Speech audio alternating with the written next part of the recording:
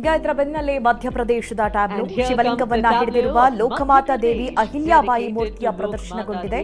ಧಾರ್ಮಿಕ ಶಕ್ತಿ ಮತ್ತು ಭಾರತದ ಸಾಂಸ್ಕೃತಿಕ ಪರಂಪರೆಯ ಪ್ರತಿಬಿಂಬ ಇದು. ಮಹೇಶ್ವರ ಘಾಟ್ ಅದರ ಮಂದಿರ ಮತ್ತು ಕೋಟೆಯೊಂದಿಗೆ ತೋರಿಸಲಾಗಿದೆ.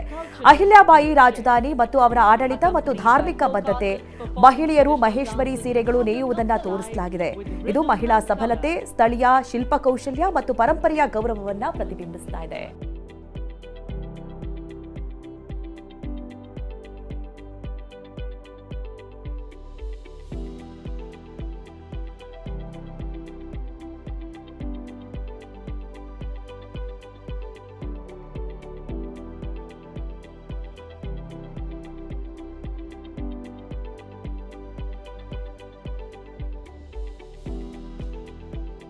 ಇನ್ನು ಅದರ ಬೆನ್ನಲ್ಲೇ ಮುಂದಿನ ಟ್ಯಾಬ್ಲೋ ಪ್ರದರ್ಶನ ಒಡಿಸ್ಸಾದ ಟ್ಯಾಬ್ಲೋ. ಇದು ರಾಜ್ಯದ ಕೃಷಿ ಪರಂಪರೆ ಮತ್ತು ಸಾಂಸ್ಕೃತಿಕ ನೆಲೆಗಳಲ್ಲಾಗಿರುವಂತಹ ನಾವೀನ್ಯತೆ, ಸೆಮಿಕಂಡಕ್ಟರ್ ಚಿಪ್ ಹಿಡಿದಿರುವಂತಹ ಒಡಿಸ್ಸಾದ ತಂತ್ರಜ್ಞಾನ ಅಭಿವೃದ್ಧಿ, ಅಲ್ಲಿನ ಡಿಜಿಟಲ್ ಸಾಮರ್ಥ್ಯ, ಹಾಗೆ ಕೋನಾರ್ಕ್ ಸೂರ್ಯ ಮಂದಿರದ ಪ್ರತಿಮೂರ್ತಿ ಇಲ್ಲಿ ತೋರ್ಪಡಿಸಲಾಗಿರೋದು.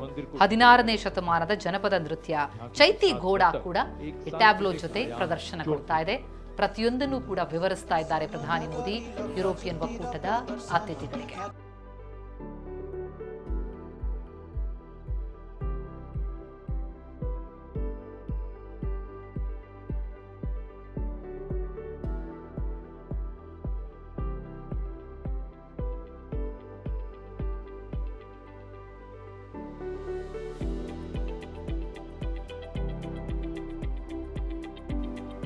भारत की समृद्ध विरासत, उसका प्रदर्शन और पूर्वोत्तर राज्य मणिपुर की झांकी सलामी मंच के सामने यहाँ के ಮಣಿಪುರದ ಟ್ಯಾಬ್ಲೋ ನೋಡ್ತಾ ಇದ್ದೀವಿ. ಸಮೃದ್ಧಿಯ ಕಡೆ ಕೃಷಿ ಮೈದಾನದಿಂದ ಅಂತಾರಾಷ್ಟ್ರೀಯ ಮಾರುಕಟ್ಟೆಗಳಿಗೆ ಹೇಗೆ ಹೋಗ್ತಾ ಇದೆ ಅನ್ನೋದನ್ನ ಪ್ರಕೃತಿ, ಪರಂಪರೆ, ಆರ್ಥಿಕ ಬೆಳವಣಿಗೆ ನಡುವೆ ಸೌಹಾರ್ದತೆಯನ್ನು ಪ್ರತಿಬಿಂಬಿಸ್ತಾ ಇದೆ. ಆತ್ಮನಿರ್ಭರ ಭಾರತದ ದೃಷ್ಟಿಕೋನ ಹೊಂದಿಕೊಂಡು ಈ ಟ್ಯಾಬ್ಲೋ ಭೌಗೋಳಿಕ ಸೂಚನೆ ಅಂದ್ರೆ GI ಟ್ಯಾಗ್ ಹೊಂದಿರುವ ಉತ್ಪನ್ನಗಳನ್ನ ಅದರ ಮೇಲೆ ಬೆಳಕು ಚೆಲ್ತಾ ಇದೆ.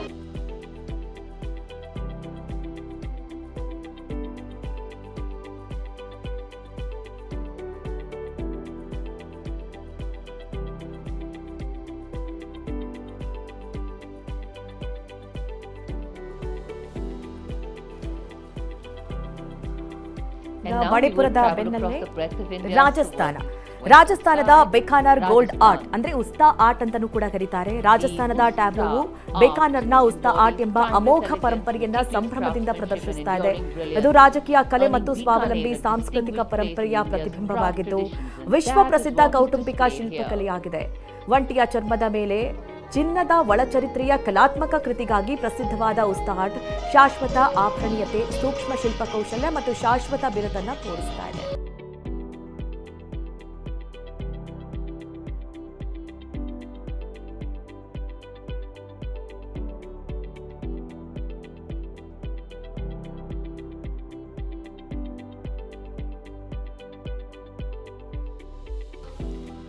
ಇನ್ನು ಈ ಬಾರಿಯ ಗಣರಾಜ್ಯೋತ್ಸವದ ಪ್ರಮುಖ ಥೀಮ್ ವಂದೇ ಮಾತರಂ. ಅದನ್ನ ಪ್ರತಿಬಿಂಬಿಸುವಂತಹ ವಂದೇ ಮಾತರಂ 150ನೇ ವಾರ್ಷಿಕೋತ್ಸವವನ್ನ ಬಿಂಬಿಸುವಂತಹ ಒಂದು ಟ್ಯಾಬ್ಲೋ. ಗೃಹ ಮತ್ತು ನಗರೋದ್ಯಮ ಸಚಿವಾಲಯ CPWಯ ಟ್ಯಾಬ್ಲೋ ಇದು. 150 ವರ್ಷಗಳಾಗಿವೆ ವಂದೇ ಮಾತರಂ ಗೀತೆ, ಐಕಾನಿಕ್ ಗೀತೆಯ ರಚನೆಯಾಗಿ. ಅಗ್ನಿಶಿಖರದ ಬತ್ತಿಯನ್ನು ಪ್ರದರ್ಶಿಸಲಾಗಿದೆ. ಇದು ವಂದೇ ಮಾತರಮನ್ನ ಭಾರತದ ಸ್ವಾತಂತ್ರ್ಯ ಹೋರಾಟದ ದೀಪ ಅಂದ್ರೆ ಜ್ಯೋತಿಯ ಪ್ರತೀಕವಾಗಿ ತೋರಿಸ್ತಾ ಇದೆ. ಈ ದೃಶ್ಯ ಆ ವಂದೇ ಮಾತರಂ ಗೀತೆ ಹೇಗೆ ರಾಷ್ಟ್ರೀಯತೆ, ಏಕತೆ, ಕೊಲೋನಿಯಲ್ ಹಿಂಸೆಯ ವಿರುದ್ಧ ಪ್ರತಿರೋಧ ಸ್ಫೂರ್ತಿಯಾಗಿ ನಮ್ಮೆದುರಿಗೆ ನಿಲ್ಲುತ್ತೆ ಅನ್ನೋದನ್ನು ತೋರಿಸುತ್ತೆ.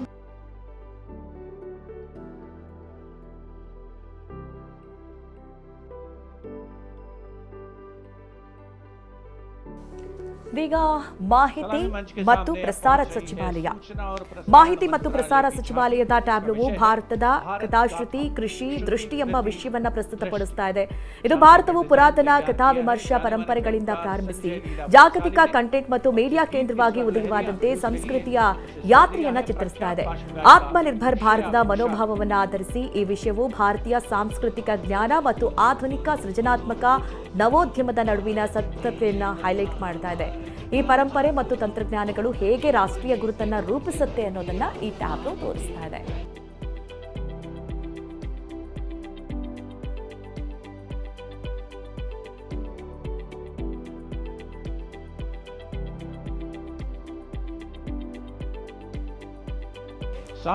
ಎಸ್, ಈಗ ಪಾಂಡಿಚೇರಿಯ ಕಲಾ ವೈಭವ, ಕಲೆ, ಸಂಸ್ಕೃತಿ, ಅರವಿಲ್ಲೆ ದೃಷ್ಟಿಯ ಶ್ರೀಮಂತ ಪರಂಪರೆಯನ್ನ ಸಾರುವಂತಹ ಟ್ಯಾಬ್ಲೋ ಸಾಗ್ತಾ ಇದೆ.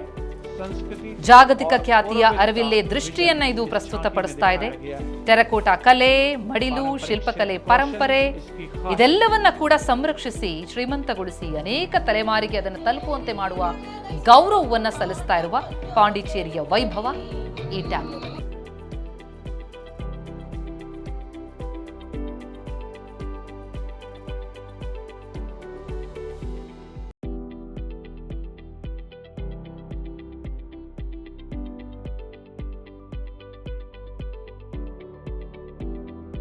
ಇದರ ಬೆನ್ನಲ್ಲೇ ಈಗ ಸಂಸ್ಕೃತಿ ಸಚಿವಾಲಯದ ಟ್ಯಾಬ್ಲೋವನ್ನು ನಾವು ಗಮನಿಸ್ತಾ ಇದ್ದೀವಿ. ವಂದೇ ಮಾತರಂ ಒಂದು ಹಾಡಿಗಿಂತ ಮೀರಿದ್ದು ಇದು ಬದಲಾಗುವ ಹೋರಾಟಗಾರರ ತುಟಿಗಳಲ್ಲಿ ಹುಟ್ಟಿದ ಶಕ್ತಿಶಾಲಿ ಅಭಿವ್ಯಕ್ತಿ ಮತ್ತು ಪ್ರತಿ ಭಾರತೀಯ ಹೃದಯದಲ್ಲಿ ಪ್ರತಿಧ್ವನಿಸುವ ಒಂದು ಗಂಭೀರ ಸಂಕೇತವಾಗಿದೆ.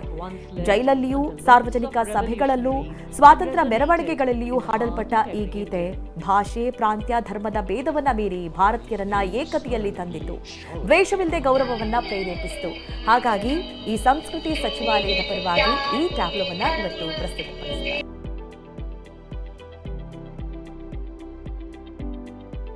मदन लाल ढींगरा और खुदीराम बोस जैसे शहीदों से आज की जेन जी तक युग बदले, पुकार वही वंदे मातरम।